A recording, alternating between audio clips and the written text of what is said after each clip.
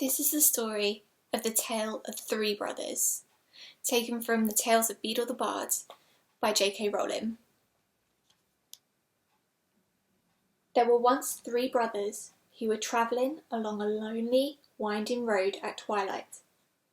In time, the brothers reached a river too deep to wade through and too dangerous to swim across. However, these brothers were learned in the magical arts, and so they simply waved their wands and made a bridge appear across the treacherous water. They were halfway across it when they found their path blocked by a hooded figure, and Death spoke to them. He was angry that he had been cheated out of 3 new victims, for travellers usually drowned in the river. But Death was cunning. He pretended to congratulate the three brothers upon their magic, and said that each had earned a prize for having been clever enough to evade him. So the oldest brother, who was a combative man, asked for a wand more powerful than any in existence, a wand that must always win jewels for its owner, a wand worthy of a wizard who had conquered death. So Death crossed to an elder tree on the banks of the river, fashioned a wand from a branch that hung there, and gave it to the oldest brother. Then the second brother, who was an arrogant man, decided that he wanted to humiliate Death still further, and asked for the power to recall others from death. So Death picked up a stone from the river bank and gave it to the second brother, and told him that the stone would have the power to bring back the dead. And then Death asked the third and youngest brother what he would like. The youngest brother was the humblest and also the wisest of the brothers, and he did not trust Death. He had asked for something that would enable him to go forth from that place without being followed by Death.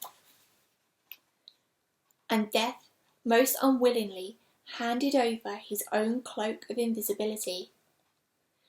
Then Death stood aside and allowed the three brothers to continue on their way, and they did so, talking with a wonder of the adventure they had had, and admiring Death's gifts. In due course, the brothers separated, each for his own destination. The first brother travelled on for a week or more, and reaching a distant village, he sought out a fellow wizard with whom he had a quarrel. Naturally, with the elder wand as his weapon, he could not fail to win the duel that followed. Leaving his enemy dead upon the floor, the eldest brother proceeded to an inn where he boasted loudly of the powerful wand he had snatched from Death himself, and of how it made him invincible. That very night, another wizard crept upon the oldest brother as he lay, wine-sodden upon his bed. The thief took the wand, and for good measure slit the oldest brother's throat. And so Death took the first brother for his own. Meanwhile, the second brother journeyed on to his own home, where he lived alone. Here he took out the stone that had the power to recall the dead, and turned it thrice in his hand. To his amazement and his delight, the figure of a girl he had once hoped to marry before her untimely death appeared at once before him. Yet she was cold and silent, separated from him as through a veil. Though she had returned to the mortal world, she did not truly belong there, and suffered.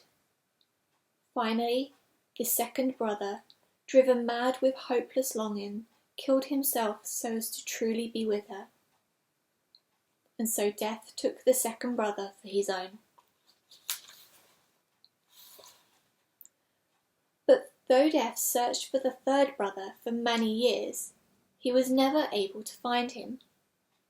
It was only when he had attained a great age that the youngest brother finally took off the cloak of invisibility and gave it to his son. And then he greeted Death as an old friend, and went with him gladly and equals they departed this life. Thank you for listening. That was the tale of the three brothers, taken from the Tales of Beedle the Bard by J.K. Rowling.